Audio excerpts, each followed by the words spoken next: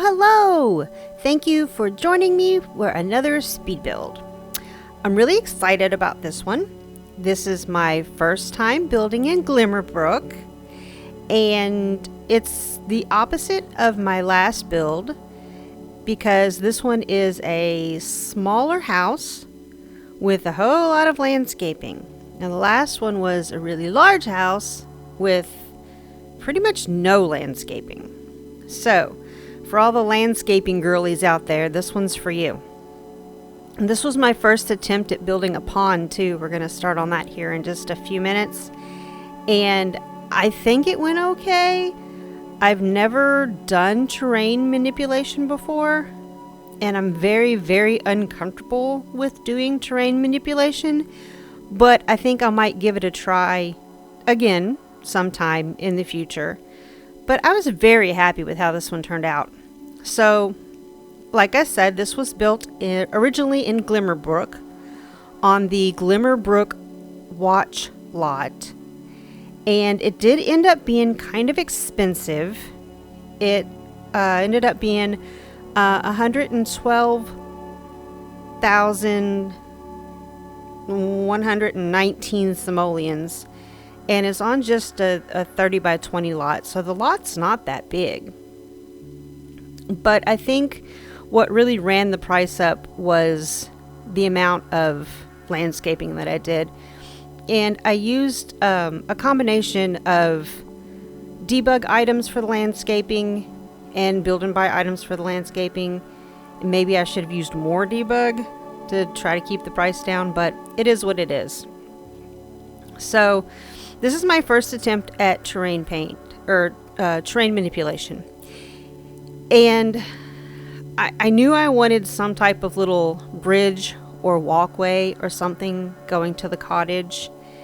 And so in hindsight, after I place this debug bridge, which you're going to see soon, I probably should have raised the platform on the little pathway that I built going over the pond and put some stairs and hid all of that in the debug bridge, because when I was playtesting, the sim does just kind of wade knee deep through the bridge instead of walking on top of it, which I knew that was going to happen because with it being a debug item, it doesn't have any colliders. And the colliders are what you have in a game on an asset, no matter what it is, like a wall or a bridge or pretty much any of like the debug items. If they don't have colliders, your sims are going to ignore it like it's not even there. They're just going to walk right through it. So I knew that this little stone bridge, I knew it didn't have colliders, but I'm going to be real with you. I didn't feel like going back and fixing it because by this point, that little platform area was connected to the build, and I was afraid that if I messed with it too much, trying to like separate it from the build and manipulate it too much, that I was gonna just mess up the build. And honestly, I was just too lazy. So on the next one that I build, when I decided that I want a pond with a little bridge going over it, I'll remember to raise the platform and give it some stairs and hide all of that in the debug bridge so that it looks a little bit more realistic when they're crossing that bridge to get over to the house. But other than that, I was really happy with how this turned out. Now the video is going to be a little bit longer than usual. I know I said in the past I wanted to try to stick to 10 to 15 minute videos, but there's so much landscaping, and I cut some of it out, and it's at various points throughout the video. And then also I decided at the very end that I wanted to build a greenhouse too, because I felt like since I was building in Glimmerbrook, I assumed that maybe you were gonna want to use this to play with an occult sim, specifically a witch. And I was thinking, it would be very useful for them to have a greenhouse in the back for growing plants and herbs and such. So it did turn into a little bit of a longer video, but it's not as long as the last one, so at least there's that. I really do love the way this one turned out, though. This is one of the first times I've tried using the little dots on the roof, where you can make the roof skinnier or more rounded or more sloped. And I think it turned out really cute. And then when I go to do the greenhouse later in the video, I decided to make those roofs the opposite of what's on the little cottage and make those rounded. And it felt right to have, I didn't want to repeat the same roofing style on the greenhouse as what I had on the main house. So my thought for the Sims that live in this house, before I get to that part, can we address this little L-shaped bathroom? It's functional, it works, because of course this house has been play tested, but it's just, I don't know, I felt like it would be really convenient to have a little half bath downstairs, like a little powder room type moment. And the only thing I could fit in, because it was kind of an after I already had the floor plan figured out, I felt like I needed to throw that in there. And the only thing that I could fit was that weird little L-shaped bathroom. So there's that. But anyway, my thought for the Sims for this house were that they were not occult Sims. They're just normal Sims, and maybe it's a couple, and their baby, they now have a not an infant, but a baby. So there will be like a nursery set up upstairs, and maybe the baby is the one that is the occult Sim. I don't know. I think sometimes I think way too much about the stories behind these Sims when I'm building the houses, but it really does help me figure out how to decorate them. And as far as decorating the house, it happened fairly quickly, other than this kitchen. For some reason, I think because I didn't want to block the windows, and I really wanted the French doors. I typically do an open floor plan because I really like an open floor plan. But I felt like this just kind of called for a more closed off floor plan. So I knew I wanted the little French doors going into the kitchen. And I guess that's why I had such a hard time figuring out the layout for this kitchen and where I wanted the appliances and where exactly I wanted the counters. So it gave me a little bit of trouble. But other than that, like honestly, the rest of the decorating of the floor plan inside this house, it went fairly quickly. And I think I spent the majority of my time, the multiple days that I spent building this, on the outside, doing the landscaping on the outside. But I leaned really heavily into not so much using the, what's the pack called? Realm of Magic. I keep wanting to call it Making Magic because I'm old school, and that's the first pack the magic pack that I had playing with Sims 1, and oh, I loved that pack. I was so excited when that came out. I just thought that was just like the best thing ever, because it was just so my vibe. But I leaned heavy into using the wallpapers from the New Life and Death pack, just because they felt fitting. That, like, the family, now that they have the little occult baby and they know that that's what they are, they're like really leaning into embracing this lifestyle, even though it was just kind of thrust upon them. I don't know. Or maybe they bought this house and it was already, the walls were already decorated like that. That feels more accurate because the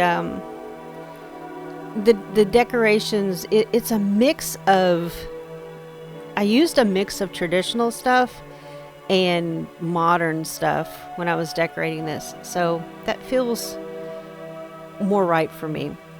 I really love the way this island turned out with like a little bit of a different shape for the kitchen island. And then I put the dish strainer that's like supposed to be on the wall, mounted on the wall, like above a sink or like, below the cabinets or whatever. I stuck that on the end of the island because I thought that would just be a unique dish strainer type thing.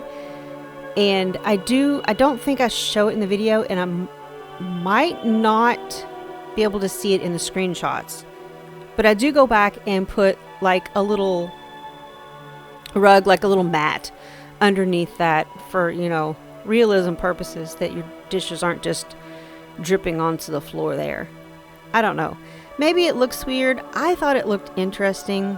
I'm always trying to do something different because I get bored with building. Sometimes I feel like I fall into a rut and I keep using the same things over and over because like I have my favorite pieces of furniture and I have my favorite curtains and I have my favorite color combinations. And I've tried in the last build and in this one and in the next one to be a little bit more mindful of trying to use things that I don't typically use, or color combinations that I don't typically use. So hopefully that's working. I'm not sure. The nursery, I was very happy with how it turned out. I went with the blue and yellow theme to be more of like a neutral theme so that we're not like, very feminine or very masculine. It's more of a neutral. And I was super excited to use these stars. Like in the last build, the lights that mimic the stars that I used on the wall. I was so excited to use them in here. And it's so cute. It just makes the whole nursery just glow at nighttime with the stars all over the ceiling. I was really happy with how that turned out. Now we have the one bathroom upstairs, and it's just your typical bathroom layout. There's nothing interesting about that. And I fall into that trap a lot when I'm decorating bathrooms in these smaller houses, because you have to be able to position things in a way that it's going to be able to function, that your Sims are going to be able to route around objects and everything's going to be usable. So there's only so many layouts that you can do for a bathroom when you do like a 3 or a 2x6 tile bathroom or a 2x3 tile bathroom. The bathroom size that you just saw, there's only so many layouts you can use, and they do feel a little repetitive. The bathrooms in my next build are pretty much same old bathrooms, just like that too. But I think I'd like to do, so like 2 or 3 weeks from now, the next build that I'm going to start working on, I think I would like to focus on some type of custom built bathroom where it's a little bit more interesting, at least maybe for the primary bedroom. I feel like that might be an interesting thing to do, and I'd like to try doing that because my bathrooms do just feel very the same, and they're starting to get a little boring. So like a lot of times I don't even show the bathrooms in the build because it's a bathroom, if I'm not doing something special in there that somebody's going to want to see how I did it, or that's a unique bathroom. A lot of times I won't even show the bathroom in the build and or in the screenshots, because it's really hard to get screenshots of the smaller rooms. These poofs over here, like I said, it was play tested. You cannot sit on any of these poofs because they're all merged together. And I wanted to give the illusion of like some custom built-in seating in there. But mainly, this little nook was just so that I could get a computer and a desk and a chair that functioned in an area in this smaller house. So that was like the main purpose of that room. So I didn't really care too much that those little poofs don't work or aren't usable. They were mainly just there to like take up space. But if you would like to have seating right there, just delete a couple of them and they'll work. It's because they're all merged together like that is why they don't work. So pretty much from here on out, the rest of the video is going to be landscaping, building the greenhouse, and terrain paint. We're focusing on the outside now. We did do a whole lot in the beginning just because I was super excited to get some landscaping around that pond to make sure that it looks good. And don't worry, we're going to go back around at the end and do terrain paint around that pond to make it look better because it does look kind of odd now. But this is also my very first greenhouse. I've never built a greenhouse before. I was kind of okay with how this one turned out. I thought it was kind of cute. It had a very conservatory look, which is what I was going for because I wanted the outside of this house to feel very old, like hundreds and hundreds of years old. And then, but you know, it's been renovated some inside and it's been modernized. But I wanted it to have a very classic old feeling inside. Also, I used a wedding arch as kind of like a garden arch decoration. I didn't test it when I was play testing, so I'm not sure that it'll work as a wedding arch, but it looks pretty, so that's why it ended up there. I also decided to stick the cauldron there in the backyard because it didn't fit anywhere else, and I felt like, you know, we would need that eventually.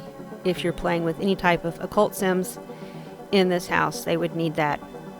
Oh, and also, as you saw in the kitchen, we have the washing machine inside, but there's no dryer. So you're going to have to use the clothesline outside. And that felt, I don't know, it felt fitting to me. Kind of like how in the UK, they'll have a washing machine in their kitchen. That's a normal thing. And they don't have a dryer. They, you know, for their laundry, there's either not a dryer in the house, or at least it's not in the kitchen, from what I understand. So we're gonna whip around now and do this terrain paint, which I spent a long time on this terrain paint, and I'm not sure why. I went over it 3 times. I did my layering thing where I did the dark muddy, I think it's called muddiest mud or something, as the first layer. And then over top of that, it gets scratchy and patches is what goes on over top of that to kind of blend out from the dirt into the grass. I don't know. I think it makes it look a little bit more realistic. Let me know what you think. If you feel like, you know, it's a waste of time for me to do that, or if the terrain paint looks good. I don't know. I've noticed that I'm the only one. Well, I'm sure I'm not the only one, but like I'm in the minority for layering the terrain paint like this. So I don't know that it's necessary. I don't know. I think it looks good, so I do it. And so then the last thing that I wanted to do, because I really wanted this to look like just magical at night, I went around and I added fireflies in a whole lot of areas. And then I also added the little ducks in the front and some fish in the pond. So screenshots are coming up. Thank you so very much for joining me and watching this video. Pixie Dusted on the gallery if you'd want to download this to play with it yourself. And I guess I'll see you in the next one. Thanks again. Bye, everybody.